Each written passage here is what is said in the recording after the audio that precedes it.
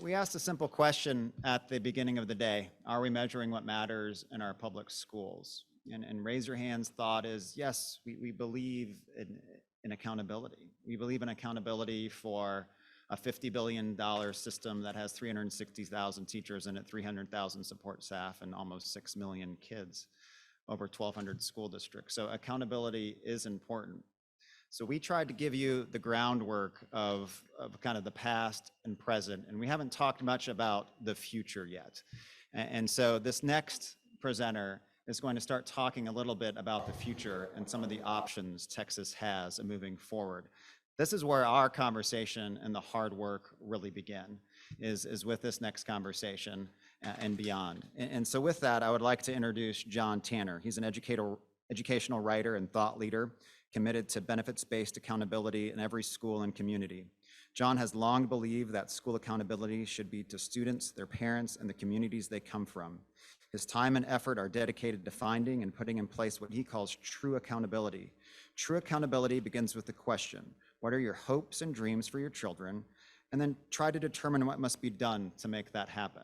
So with that, I'm going to turn it over to John Tanner. And then this is my last time up here, so thank you for coming. Libby Cohen is going to come up right after John Tanner for a few minutes of discussion as well. So thank you.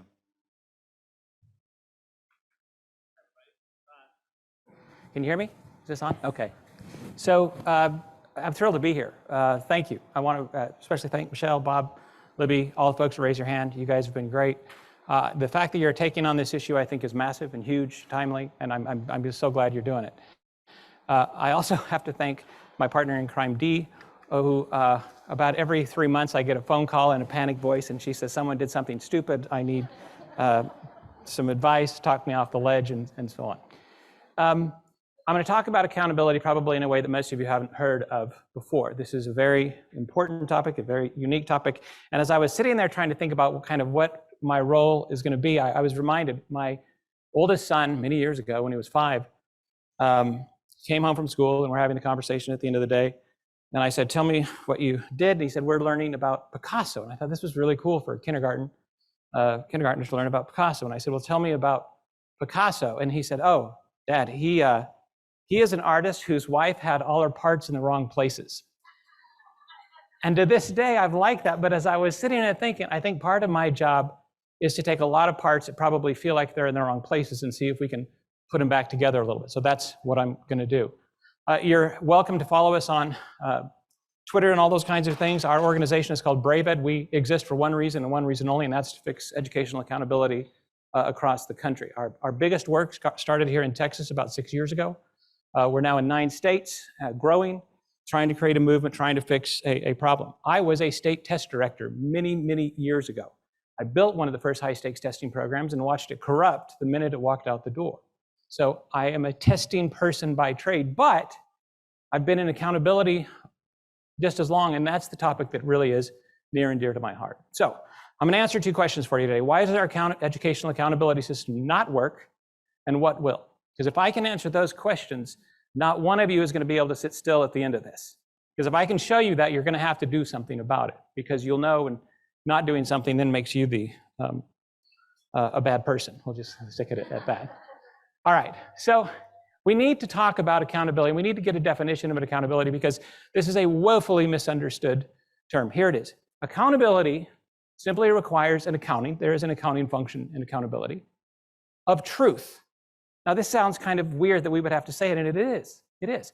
It's an accounting of the truths about an organization, about the past, the present, the future, where you're going, where you've been, where you are today, alongside owning all of the results. Accountability is always a high-stakes affair. It is never a picnic. It is never a participation trophy. It is always something with serious stakes attached to it. But if we can remember that particular definition, I think it will do us some good. Now, I will win today if I prove 3 things to you. And here are the 3 things that I need to prove to you. I need to prove to you that fixing accountability is a moral imperative. It isn't something that would be nice to have. It isn't something that we ought to have. Fixing accountability is absolutely a moral imperative. But I also need to show you that it's easier to fix than you realize because it's a design issue. Most of what we heard this morning on the talk on testing are philosophical issues, unresolvable. How much should we test? How many end of course tests and so on? Those are philosophical issues. You'll never resolve them. But if you can make accountability into a design issue, it becomes imminently resolvable. And I think that's an exciting piece of this. And third, a better system is just around the corner. Now, if I were giving this talk 6, 7, 8 years ago, I would have to tell you that this is just a big theoretical conversation. It'll be a nice to have. It's something that I hope we can get to. But we've been at this now in more than 100 districts across the country, and we've made a lot of progress. So we've learned a lot, which means that we now have models and we have opportunities to put things in place that didn't exist even just a few years ago. So let's see if I can get going on that. I'll prove first and foremost that this thing is a moral imperative. Now, accountability in organizations is one of the most powerful organizing forces that there is. It will force action. If you want me to get worse as a person, hold me accountable for untruths. Hold me accountable for things that are just wrong, that are backwards. Tell me that I'm bad where I'm good where I'm bad, and then tell me that I'm accountable in that way, and I will act as if those things are true. I will become a worse person for that. You would all too. So accountability absolutely has to be to the truth, or no improvement is going to be possible. Keep that in your mind. Accountability has to be to the truth. Very common sense. So here's a question that we all care about. The state cares about this, DEA cares about this, the legislature cares about this. Are you keeping kids in school who would ordinarily drop out? Are we graduating kids who are at risk? That's a fabulously important question we should all care about. And we can explore that if we think, okay, there are schools that have a graduation rate, which is from 0 to 100. And that graduation rate is going to be made up of kids from two camps. Camp number one is kids who would graduate regardless of the high school that they attend. My kids, probably a lot of your kids. Didn't matter. When I was growing up, not graduating from high school was not even a thought. Getting a master's degree, a graduate degree, whatever. These were the thoughts that I had in my brain. Many of you did as well. So I was going to graduate no matter what high school I went to, as many of you would be the same. But there's another group of kids who would be at risk of not graduating from high school, who are in a difficult situation and faced with some really difficult environments. And I can think about two schools. School A, where just by happenstance, a bunch of kids and parents all moved into a neighborhood that are all going to graduate regardless of what the school does. Okay? We know those schools. We've got a bunch here in Texas. We've got they're in every single state. And I can think of school B that's going to have a lower overall graduation rate, but half the kids who graduate would not have graduated if the school didn't exist. They wouldn't get over that hurdle. The school put in incredible amounts of effort in order to make this happen. And the truthful interpretations about this are pretty clear. This is a pointless statistic for school A. Doesn't matter. Throw it out. Get rid of it. Take no credit for something that you have no control over and would have happened if you fired all your teachers on day one and hired subs for the entire year. Don't take credit for something that you don't get to take credit for. School B, it's a difficult interpretation, but the truth is, you got a challenge, but you're doing some things right. Don't change those things because you'll screw it up, but you've got some capacity to build because you've got to go after those other kids. Those are truthful interpretations that will make the entire system of education better. So let's not do them. Let's draw a line in the sand and let's say, school A, you are a fabulous, effective school when it comes to graduating kids. Nonsense. School B, you fail. Change everything. Become a fundamentally different organization. I was hoping that wasn't me, so thank God that was someone else. This is a false message. If the accountability is set up this way, you just made all of education worse, not better. You just made all of education worse. By the way, real quick, I will give you access to the slides. There's a code at the end, and you can have access to all of this if you're interested or so inclined. Let's do another one. Let's get test scores up here. We talked about testing a lot. This is the only time I will talk about testing right now, because it's not that testing is an innocent bystander, but the issue is much bigger than testing. But let's get some test scores up here. Fourth grade reading test scores. What percentage of kids would have high scores regardless of the school that they attend? That's going to be one group of kids. We can see two schools. B, again, not very many. A, everybody. What percentage actually had high scores? And what we can see is that school A, there was no difference. That all of the kids who have high scores would have high scores no matter what. But in school B, we had a lot of kids who wound up with high scores who wouldn't have if the school didn't exist, if there weren't educators working hard. Correct interpretation, actionable truth, school B is making some serious progress. Keep at it. Don't stop. Keep going. School A, pointless statistic, let's throw it away and go find statistics that matter for you and metrics that matter, because this doesn't matter for school A. And let's not do that. Let's draw a line in the sand and let's tell school A that you're doing a great job and we should all become like you and use you as the model. And school B, you fail. You're ineffective. This makes the entire system worse, not better. It doesn't just make it worse for school B, although there is a much larger effect on school B, given that they serve, in all probability, a population that can least afford to be more marginalized. But it makes the entire system worse, less trustworthy. It really creates problems for everybody. And again, because the entire system is acting on false assumptions, it's going to make the entire system worse and not better. I wish that were all it is. By the way, this is no surprise to educators. It was interesting to hear the panel a few minutes ago, because this is what you were talking about. You guys said this, but in a lot of different words. The lack of truth in the current system really is quite shocking, except to those of us who were in education who get a chance to see this. I think it's interesting that Dee used this very graphic. We did not plan that at all. But what do our policies then insist we do once we've made these erroneous judgments about schools? They insist that we stigmatize between a third and half of all of the schools in our states. They insist that we assign stigmatizing labels. They say an F is not stigmatizing. Really? Go into a school when they receive their school grades and they see a C or a D or an F show up on those school grades. And you will see the feeling of stigmatization as absolutely real. But they'll assign stigmatizing labels to schools. And as Dee pointed out, very low poverty, very high poverty, and you can see a really, really strong correlation between having a label that stigmatizes your school and the wealth of that community. Public education is the only field. We study accountability in all fields, churches, families, nonprofits, hospitals, it doesn't matter. We study accountability in any organization that is interested in letting us look inside.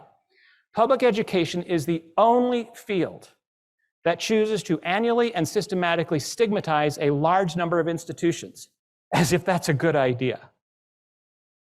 That should shock us. That is absolutely foolish. There is no other organization that does it, because if it worked, it would be a strategy that other organizations would pick up on.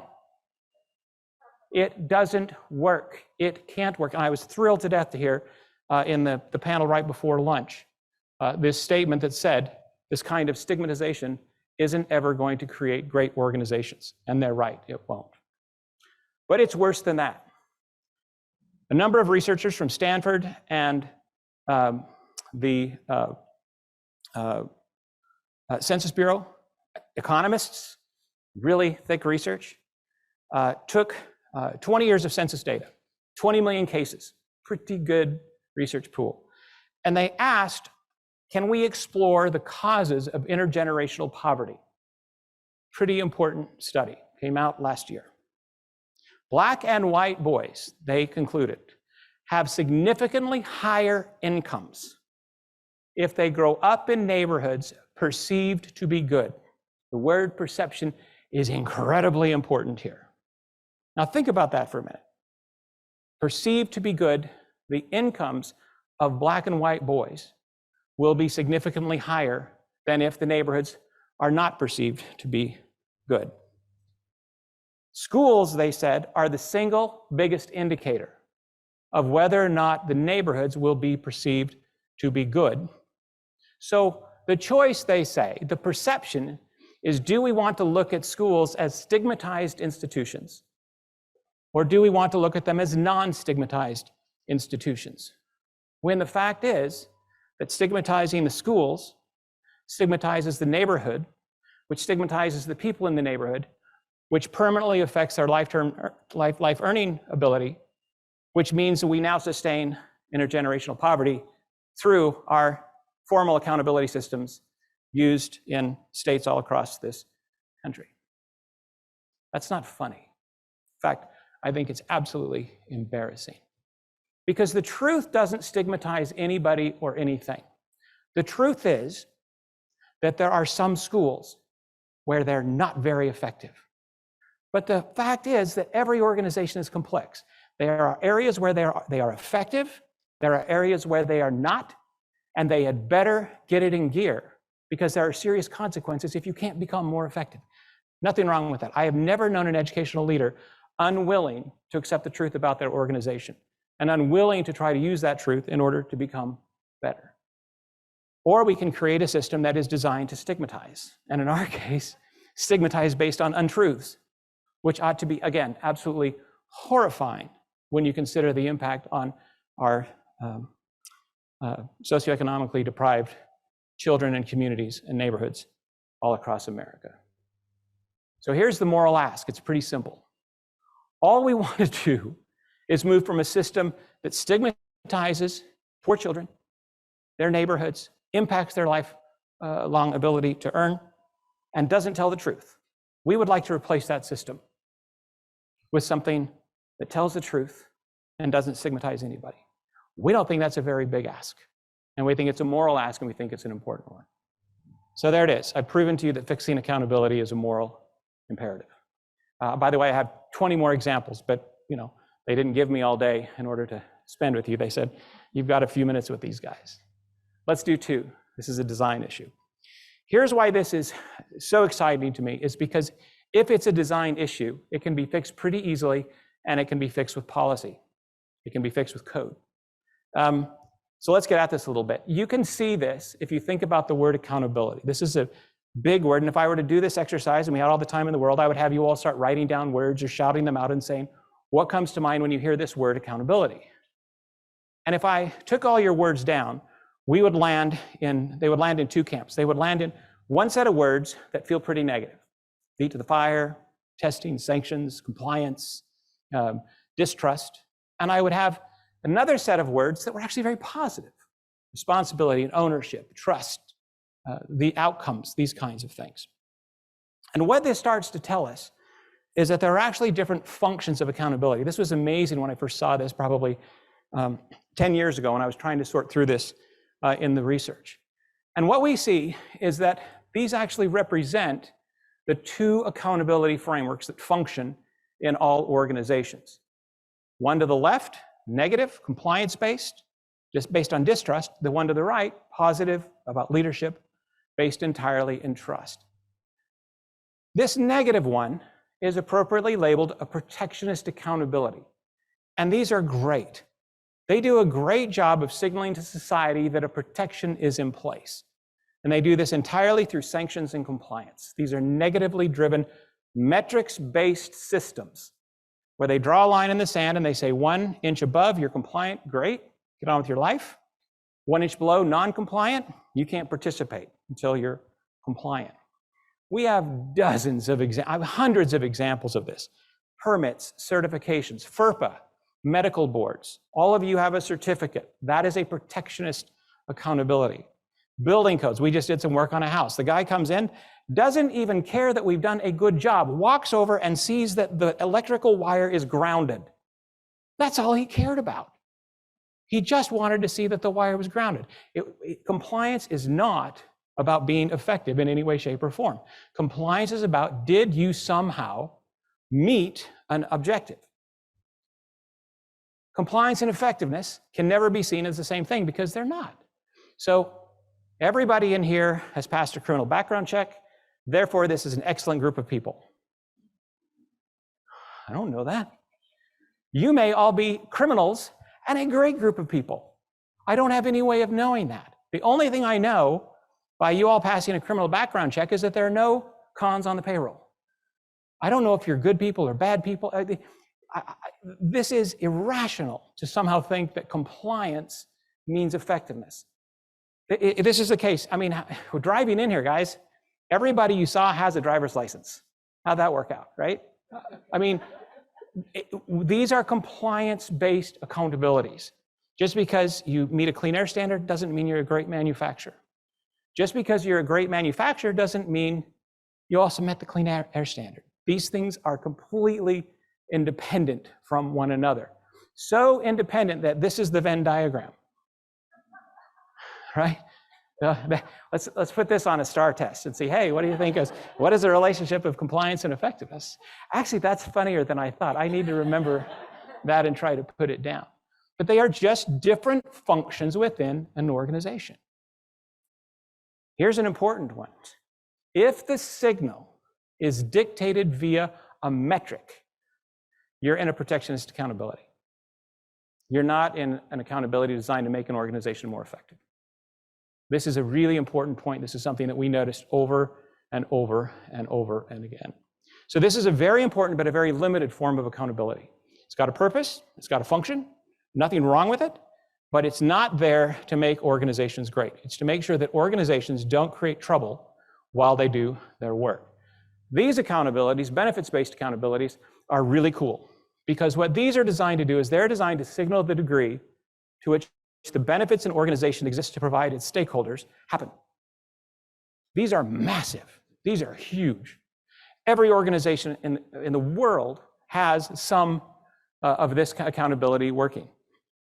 What's neat about this accountability is it's in language we can all understand, even when the organization is deeply technical. You all remember iPhones? Longer battery life. That is a benefit we expected that we weren't getting. Now, Apple didn't come and say, well, there's nickel and cadmium shortages and all that. They said, we'll make you an iPhone with a better battery life. Benefit. Engaging meaningful work for kids. Variety and low prices at the grocery store. It goes on and on and on. Benefits are what organizations exist to provide. And benefits-based accountabilities are everywhere, all around us. You all engage with them on a daily basis. But the way that you engage with them is particularly important because you can think about the non-technical side and the technical side. And what you'll notice is that you've got the work, you've got planning and data and all the day-to-day stuff that goes on. And what we've discovered is that any organizational accountability that starts in the technical fails. Any organizational accountability that starts in the data fails. Starts with a test score, fails. Graduation rates, fails. Why? Because those are all technical things that require professional interpretations. It's incredibly important to realize that none of us have any capacity, unless you've went to medical school and trained as a radiologist, but none of us has any capacity to read an X-ray. I would put it to you that very few people in the world actually have the capacity to understand this research instrument called a standardized test and what it means and how to use it. The world looks at these things and what they're seeing is an X-ray, but what they think they're seeing is something clear. They're mostly going to be wrong. Benefits occur outside the technical. They have to mean the same thing to both those in the organization and those outside. So benefit is this incredibly magical moment. I don't care what the company is. Every company exists to provide some finite list of benefits. Hotels, it really doesn't matter. But it's a finite list. Schools don't exist to provide amenities like bars. Many of you wish they probably did, but they don't. Hotels don't exist to make children into better citizens. Those are benefits that are uniquely positioned within different kinds of organizations. And every single industry exists to produce a finite list of these benefits. It's not universal. It's not a free-for-all. It really is a surprisingly disciplined process. Businesses, 8 to 10 of these things. Government agencies, a couple at most. But schools wind up with about 30. This shouldn't be a surprise. We take a child when they're 3 or 4 and can't make decisions on their own, keep them until they're adults, and what we do is more important than anything else that's going to happen in that period of time, other than, like Robert Scott said, picking the kids your high school freshmen are going to hang out with. But the list really is finite. And again, organizations of all kinds and all stripes do this regularly. We need to think about these in a bit of a comparison because these are so profoundly different. Limited, compliance-based, minimums, backwards-facing, mission-based, stakeholder-focused. It's about being greater, forward-facing, can never be turned off. Now, this is an important one. You never turned off this accountability when COVID hit, and whereas for 2 weeks before, you didn't need to provide the capacity to anybody of being able to learn in multiple environments. Didn't exist. Not only did you not turn this off, you turned it on and you all figured it out in ways that are remarkable. The state said we got to turn this one off. If it can be turned off, it's a protectionist accountability. I didn't make that definition up. I can't make that definition up. If an accountability can be turned off, then it is by definition and by nature protectionist. If you care about every school being as effective as is humanly possible, you have one choice for an accountability, and it's a mission-based, stakeholder-focused accountability about being great and greater and thinking about shaping your organization for the future. If you want to bring your system to a crashing halt, if you want to kill innovation, if you want to make it a miserable place to work, if you want to watch lots of your teachers leave in the first few years of their careers, pick a protectionist accountability as the basis for judging schools, judging any organization. That's going to make a mess of things. I'll give you the classic example of this. 80% of your patients as a doctor get better, or you lose your license to practice. Now, wait a minute. Let's think about that for a minute, because we do deserve to go to the doctor and for the most part get better. So maybe this would be rational. Let me show you how this ruins medicine. Number one, best practice just went out the window. Best practice is whatever gets you to 80%. So you seem nice, you're unhealthy, can't come, healthy. I've made my 80%, I'm a great doctor, I keep my license. Another doctor says, I'm going to work really hard, I'm going to do everything that I possibly can. They too keep their license. Which of the two is best practice? The answer is both. Which is easier to do, and I could go on and on and on. We lose the opportunity to identify best practice when we take and put a protectionist lens on top of our mission-based work. When we do that, we make the entire organization, the entire industry, the entire field worse, not better. That's why there are exactly 0 professions other than education that would do it or have done it. None. Each patient is now a potential liability. Each patient who comes in is no longer someone you're supposed to help. They're someone who could cost you your job. I'm not going to ask for show of hands, but how many of you have watched a child walk in the door of a school and had this thought, that child is not going to help our accountability rating? If you convert a child into a potential liability, what have you done? For God's sake, we can't do that. It's going to make it a terrible place to work. If no problems originally existed, you just invented the problem. Now think about that. If somebody just did this and said, we just think this is a good idea, you invented the very problem you claim to want to be fixing or solving. If a problem really did exist, you just gave up any chance to fix it. You're going to lose people. This is going to be a miserable place to work. Nobody's going to want to be a doctor. Nobody's going to want to be a nurse. This is going to be overly bureaucratized. The government's not going to want to fund it. They're going to complain every time the budget comes up. This is a good way to screw up any field, including medicine. Compliance does not equal effectiveness.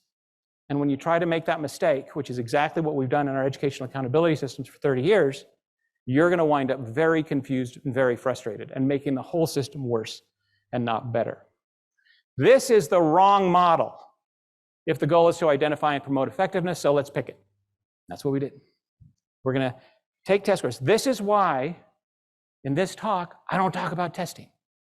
It isn't what most people think it is. And I can show you that, and I can argue that, and you can read. You got my book in your bag. You've got lots of resources. I can point you in all kinds of places where, if you want to learn the details about that. But it doesn't matter. They picked the wrong model. They picked a model that's never made any organization great ever, and said that's the model that we're going to use in public education. Compliance will always make things worse when you try to substitute it for identifying effectiveness, because you won't know the truth about your organizations, and it will take away the opportunity to improve, which is why we don't do it, except, of course, here in public education. So there it is. It is, we spend billions of dollars a year to not know the truth about our schools, to not be able to identify effectiveness in our schools, to not be able to help our schools, and then hold them accountable as if what we just did was right and true. And that is ridiculous. That's why this is a design issue, because we picked the wrong design. It's not as easy. You guys do policy. I don't. I have the luxury of just working with schools. I don't have to do policy. Thank you for that. But a better system literally is just around the corner, because we can observe how accountability works in lots of different organizations, and we start to see these two big designs come up, these benefits-based accountabilities and these protectionist accountabilities. And simply choosing for the benefits-based accountabilities is a much easier choice than most of us realize. It's so easy that we can take a school or district through it in about 15 to 18 months and get them converted over. We don't get rid of the old system, but it is a surprisingly easy thing to do. In the book you have, I'm not a fiction writer, but I took the voice of a principal taking her team through the process to try to make it as clear and as easy to understand as I could. Several superintendents have said they're really grateful for that, because almost everything else I've ever written is completely incomprehensible to them, and so we'll call that a good thing. But we do have more than 100 school districts across the country that have taken on this challenge of working with us to try to figure out how to build these benefits-based accountabilities for schools. We don't have all the answers. I'm not going to tell you we do. We're still learning. Our learning curve is still very steep. But we are making incredible progress. And our theory of action is that if we can get 1,000 to 1,500 school districts across the country engaged in this work, we have a tipping point that nobody can ignore. We have a tipping point that the federal government will say, wow, let's really have a conversation about this. Well, we have states that are already, Kentucky and others, are already very interested in talking through all of this.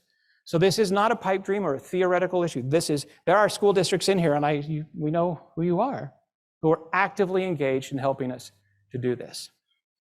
I'm just going to point out how simple benefits-based accountabilities are by giving you a couple of examples. This is a brief benefits-based accountability for the Apple iPhone. Now, most of you, or a lot of you, have Apple iPhones, and I would argue you don't have any clue how they work. We don't know anything about the technical stuff. And yet, here's the thing. You and I can go into a hallway over here and then have an intelligent conversation about the benefits we expect from an iPhone, whether they are being delivered, and where we expect Apple to focus their next efforts. Now, think about that for a minute. Non-technical people who are clueless are capable of having an amazing conversation about benefits. And when we come back into the room, Apple doesn't look at us and say, well, let me clarify all your misunderstandings, which is what happens in every board meeting when we present data to the school board, which is a profoundly insulting and frustrating thing to have happen. And I don't say that because of you. I'm telling you that it just is. But what we need to know is that the organization's priorities align with ours. If Apple came out and said, we know the battery life is an issue, we're going to help you make better calls. Well, we don't care about that. We're fine. They needed to make sure that we understood, as non-technical stakeholders, that we trust that Apple is going to continue to be an organization we'll want to have a relationship with. And so they came out and they said, we're going to make a big change when it comes to batteries. They didn't say, we're changing to this kind of nickel or cadmium. They said, big change when it comes to batteries. We'll have that in place with the next version, and we're on track. And we said, we trust you. This is the simplest form of a benefits-based accountability. It is used every day by organizations of all kinds, churches, families, nonprofits, hospitals, it doesn't matter. They all use this type of accountability. This is an accountability system that is so simple that when you build it for a school, 3 high school seniors can go in a room and do the entire presentation to the school board, and the school board goes, that's amazing. I now know more about the schools than I ever knew before, because we put it in language that makes sense to a stakeholder. We focused at the level of benefit.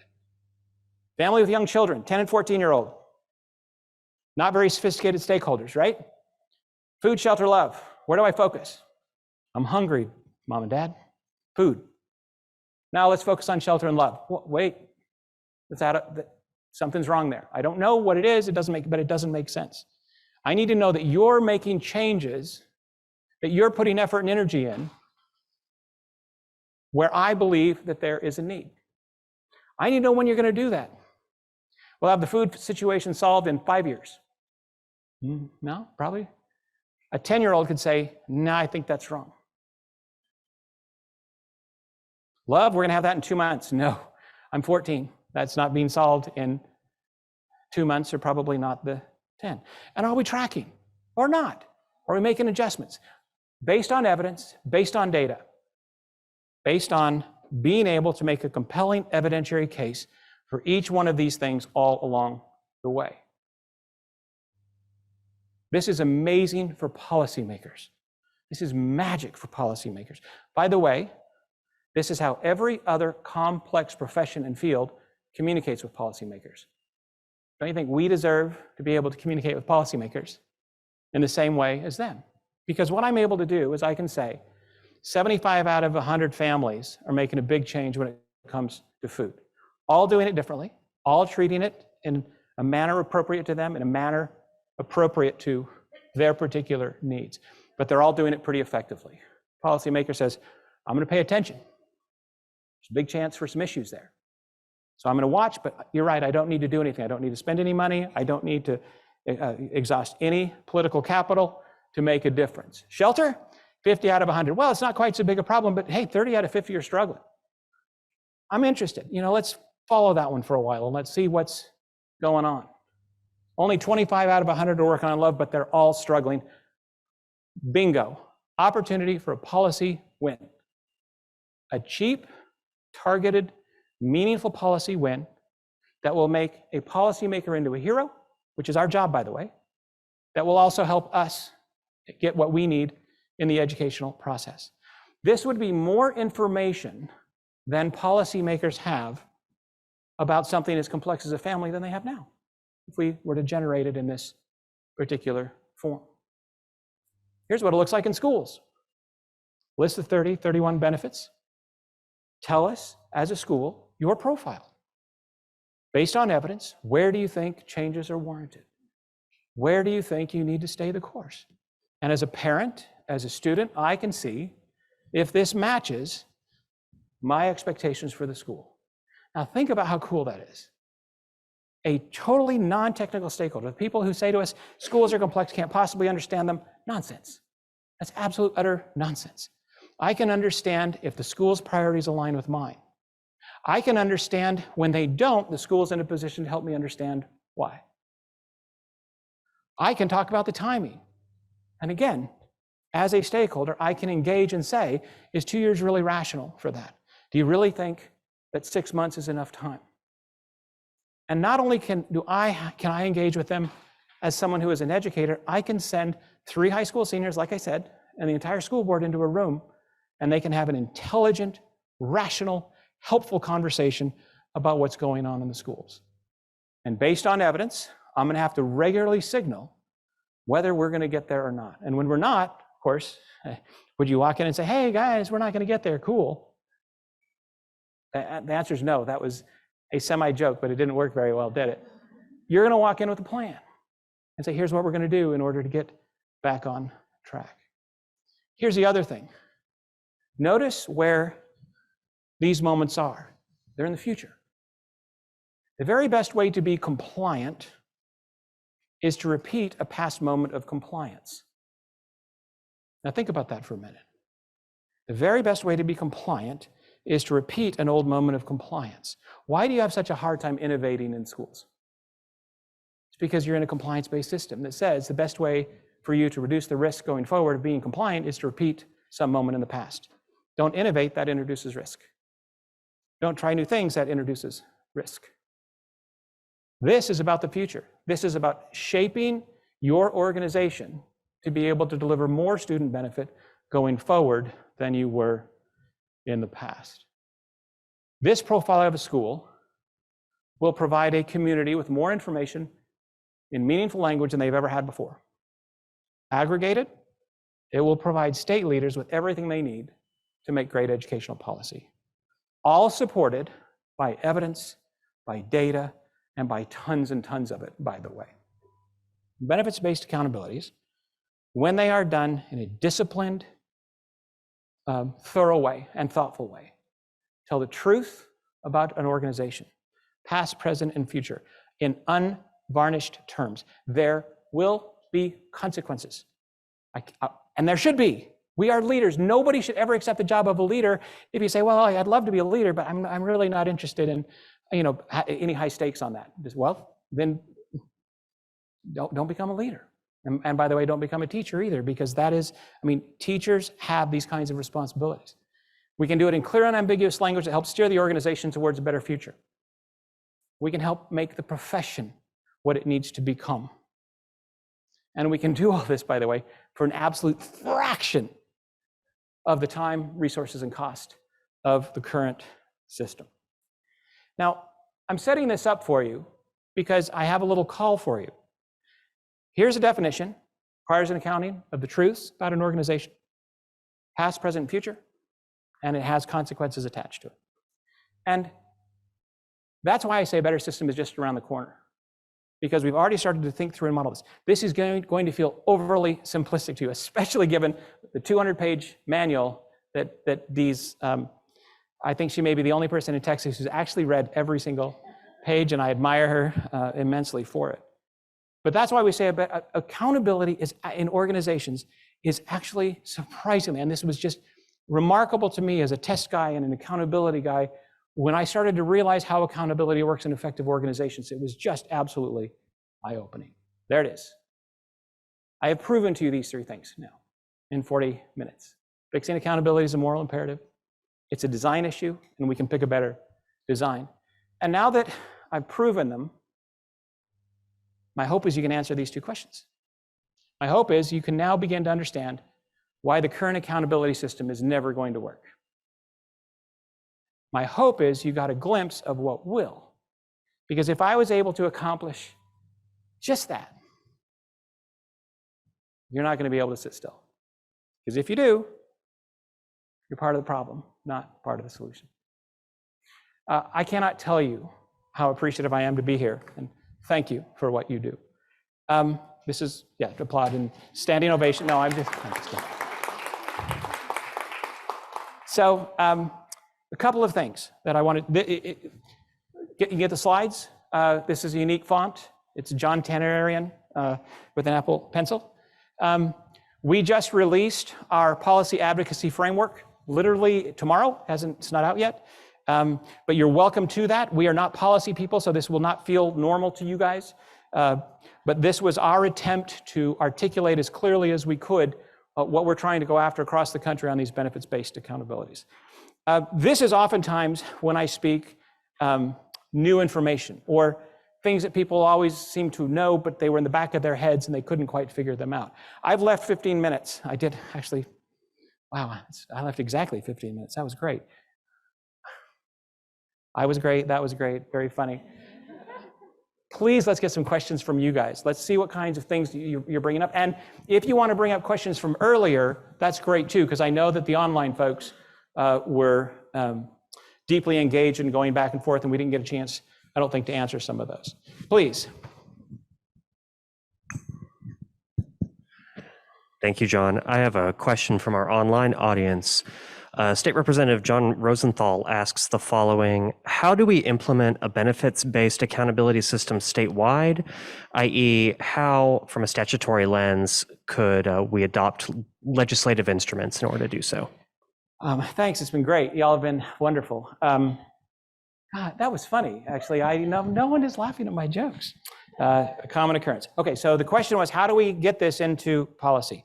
I want to be very careful because I'm not a policy person. So I will give you, from my perspective, what the system would need to look like, and I will allow others to take the policy lens. Is that reasonable?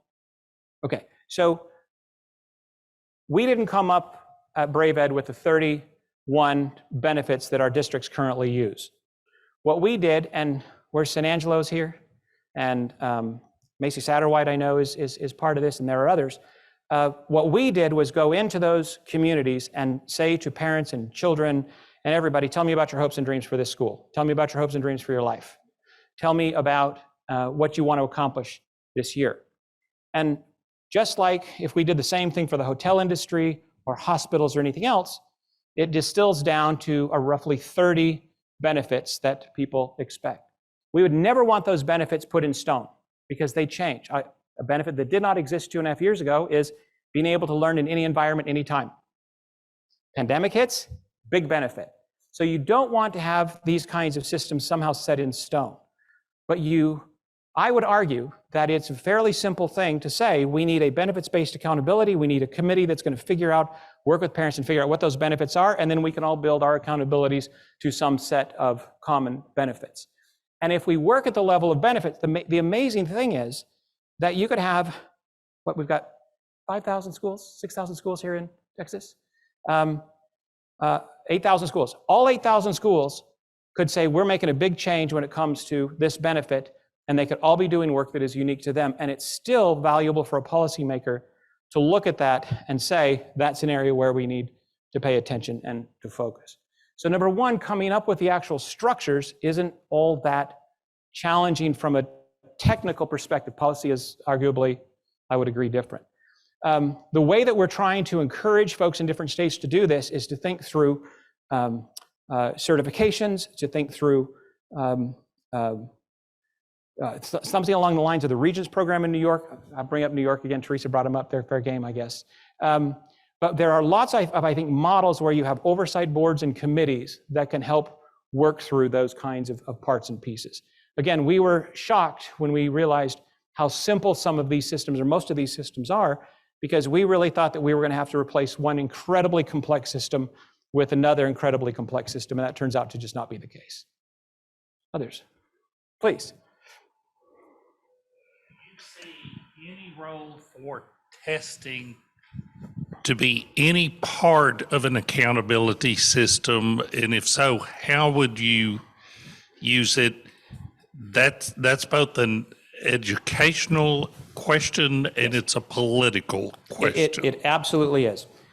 Campbell's law is this very famous law about what happens when you take research instruments and try to use them for social decision making. And Campbell's law says they will always corrupt, and they will always corrupt the thing you were trying to observe. Look up Campbell's law, you'll get 40 million hits. It is probably, I would encourage you all to write it out and put it on the wall. So what that means is, if I take a research instrument, like a test, and I use it as the basis for social decision making, I run into the problems that I described up front. Standardized testing, though, is a limited but useful research instrument for pattern identification and for some other things. It's not useful for anything we use it for. In fact, it's not designed for anything we use it for, but it does have some usages, some very legitimate usages. And I can point you to resources, and I can point you to groups that have used standardized testing, I think, in a very effective way. It's when you take something like any kind of research and make it the basis for the decision, see if you've heard this before, a data-driven decision, that's when you create the corruption. By the way, data-driven decision-making came out of the 80s.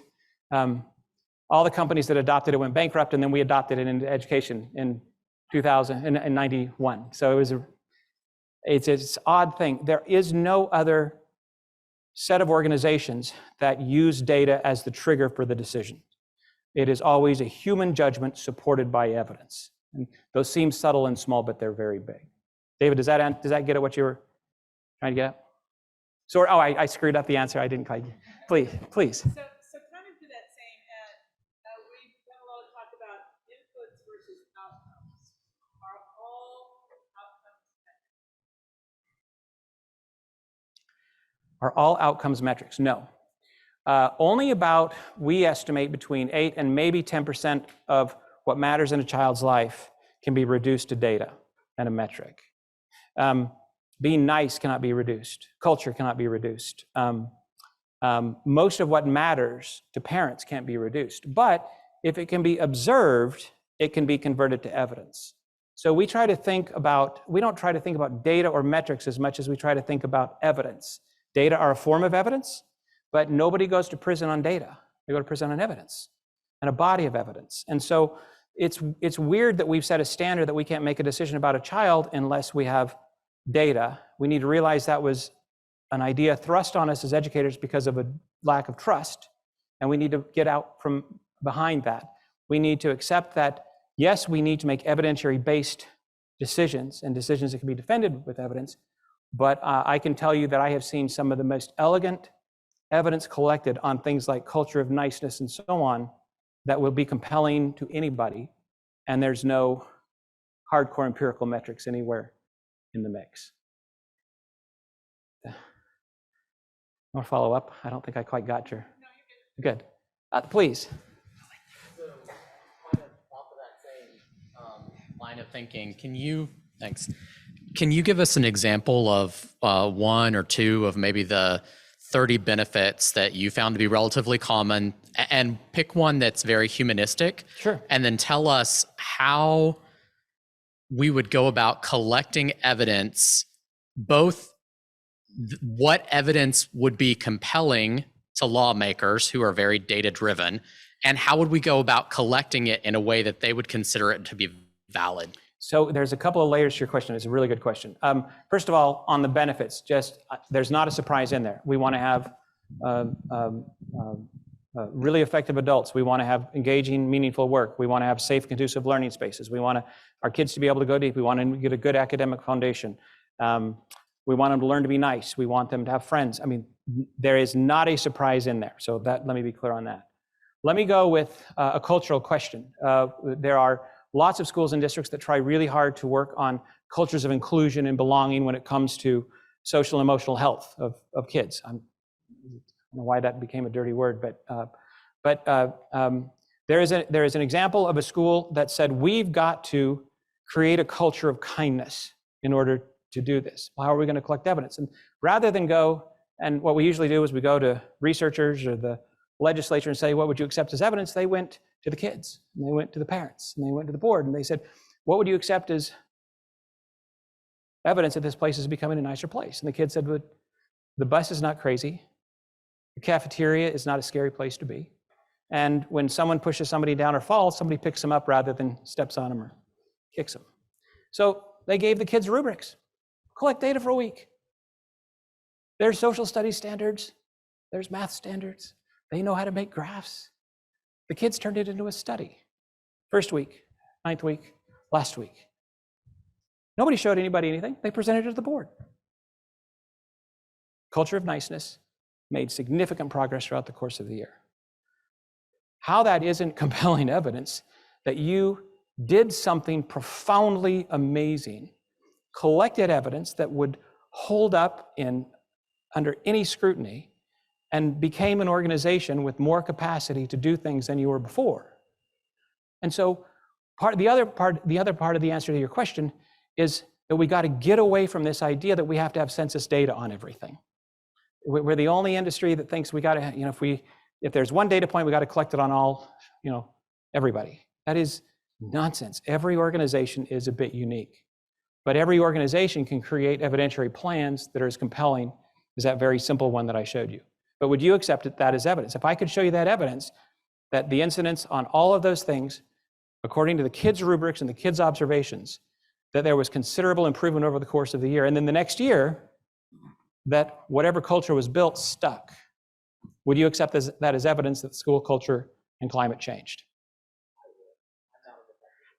And I agree with you, and that's part of this culture shift. That's part of why the policy piece of this is challenging, because we're in paradigms that require us to collect census data on absolutely everything, as opposed to collecting information at the level of benefit that says when it comes to this culture of kindness, I'll use that one, of all our campuses, 20% are making a big change there.